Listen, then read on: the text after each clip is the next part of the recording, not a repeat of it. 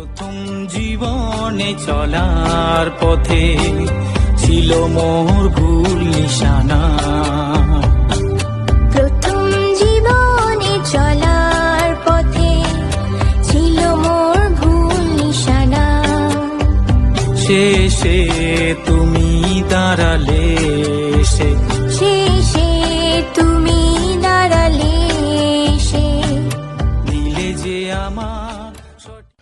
প্রিয় শ্রোতা বন্ধু, প্রভু যীশু খ্রিস্টের নামে আন্তরিক শুভেচ্ছা জানাই। আজ দেখার চেষ্টা করব আবাসতাম্বুর বাহির প্রাঙ্গণ, যাত্রা পুস্তক 27 অধ্যায় 9 থেকে 18 পদ। আমি শুধুমাত্র 9 এবং 18 পদটা পাঠ করছি।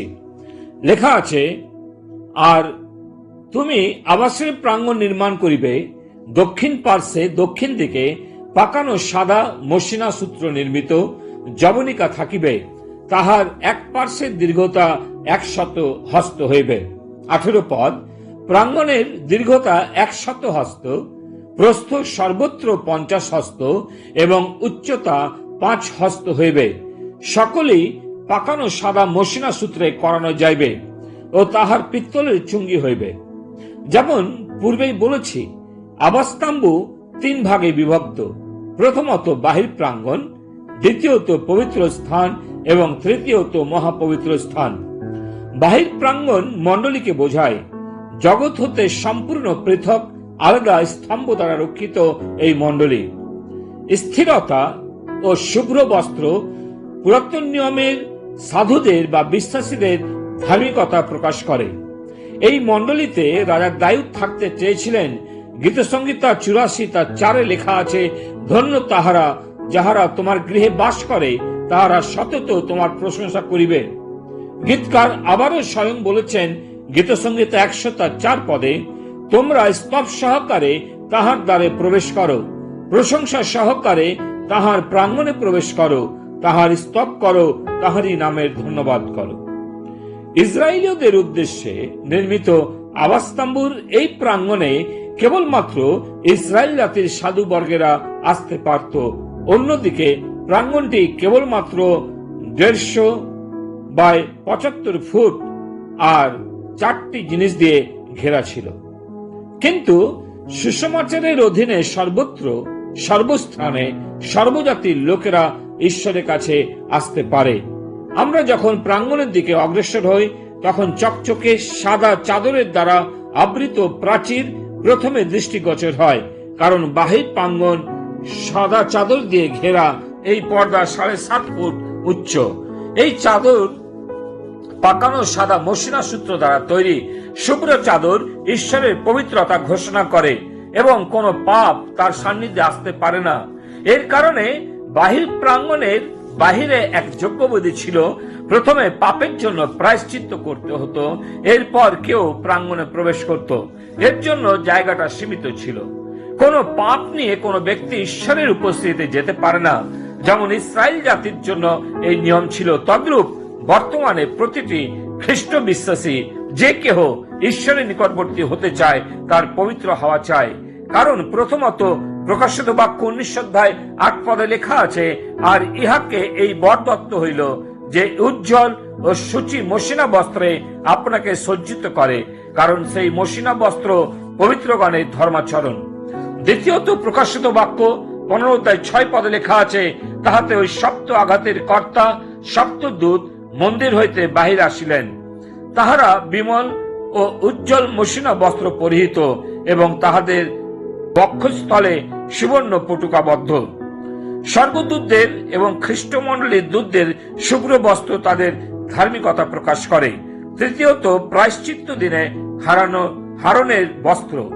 লেবীয় পুস্তক 16 অধ্যায় 4 পদ লেখা আছে, সে মসৃণার পবিত্র অঙ্গরক্ষিণী পরিধান করিবে, মসৃণার জাঙ্গিয়া পরিধান করিবে, মসৃণার কটিবন্ধন পরিবে এবং মসৃণার উচ্ছ্বাসে বিভূষিত হইবে। এই সকল পবিত্র বস্ত্র সে জলে আপন শরীর ধৌত করিয়া এই সকল পরিধান করিবে। শুভ্র বস্ত্র সর্বসময়ে ধার্মিকতা ও পবিত্রতা বোঝায়। মণ্ডলীর দূতগণ বা খ্রিস্ট সম্পর্কীয় যে কোনো স্থানে মসৃণা বস্ত্র ধার্মিকতা প্রকাশ করেছে। মসিকে দেওয়া 10 আজ্ঞার ঈশ্বরের ধার্মিকতা মানুষ অর্জন করতে পারে না, বরং সেই ধার্মিকতা মানুষকে ঈশ্বর হতে দূরে রাখে। চাদর, শুভ্র চাদর, তার মাঝে একটি দরজা, তিনি খ্রিস্ট। আর আমরা জানি ব্যবস্থা যাহা কিছু বলে তা ব্যবস্থার অধীন লোকদিগকে বলে, যেন প্রত্যেক মুখ বদ্ধ এবং সমস্ত জগৎ ঈশ্বরের বিচারের অধীনে হয়। যেহেতু ব্যবস্থার কার্য দ্বারা কোন প্রাণী তাহার সাক্ষাতে ধার্মিক গণিত হইবে না, কেননা ব্যবস্থা দ্বারা পাপের জ্ঞান জন্মে। ফলত ঈশ্বরের ধার্মিকতা না জানায় এবং নিজ ধার্মিকতা স্থাপন করিবার চেষ্টা করায় তাহারা ঈশ্বরের ধার্মিকতার বশীভূত হয় নাই। কেননা ধার্মিকতার নিমিত্ত প্রত্যেক বিশ্বাসীর পক্ষে খ্রিস্টই ব্যবস্থার পরিণাম। কারণ মসি লিখেন, যে ব্যক্তি ব্যবস্থামূলক ধার্মিকতার অনুষ্ঠান করে সে তদ্বারা জীবিত থাকিবে। দ্বিতীয়, পর্দাগুলি সিটিম কাষ্ঠের থামে ঝোলানো। যাত্রা পুস্তক 25 অধ্যায় 24 পদে এই থামগুলির মাথা স্বর্ণে মুড়ানো থাকবে। যাত্রা পুস্তক 26 অধ্যায় 32 এবং 37 পদে তা বর্ণনা রয়েছে। সর্বশুদ্ধ 60টি থাম বা খাম্বা। আমরা কেমন করে শুদ্ধ বা পবিত্র হতে পারি? এই স্তম্ভগুলির মাথায় রৌপ্যের মুকুট সেই আশাবাণী প্রকাশ করে। লোকেদের গণনার সময়ে প্রত্যেক ব্যক্তিকে ইসরায়েলকে অর্ধশেকল রৌপ্য প্রায়শ্চিত্ত মুদ্রা হিসাবে আনতে হতো। যাত্রা পুস্তক 30 অধ্যায় 11 থেকে 16। সেই রৌপ্য দিয়ে শীর্ষগুলির মুকুট তৈরি। ধনী ও দরিদ্র সবাইকে আনতে হতো, না আনলে মৃত্যু অনিবার্য ছিল। প্রকৃত অর্ধশেকল যীশুখ্রিস্টের রক্তের কথা বলে। এটা ব্যক্তিগতভাবে পরিত্রাণের কথা প্রকাশ করে। যেমন প্রত্যেককে অর্ধশেকল রৌপ্য আনতে হবে, অতএব প্রত্যেক ব্যক্তিকে পাপের থেকে পরিত্রাণ পেতে হলে যিশুতে বিশ্বাস করতে হবে, না হলে নরকে যেতে হবে। ঈশ্বর তিনি এই বাক্যে আশীর্বাদ করুন। পিতা ঈশ্বর, তোমাকে ধন্যবাদ দিই যে প্রভু যীশু খ্রিস্টকে তুমি আমাদের মধ্যস্থ করেছো পরিত্রাণের জন্য। সমস্ত মহিমা তোমাকে দিই। প্রার্থনা প্রভু যীশু নামে চাই, আমেন। দিলে যে আমার সঠিক ঠিকানা, প্রথম জীবনে চলার পথে ছিল মোর ভুল নিশানা। প্রথম জীবনে চলার পথে ছিল মোর ভুল নিশানা।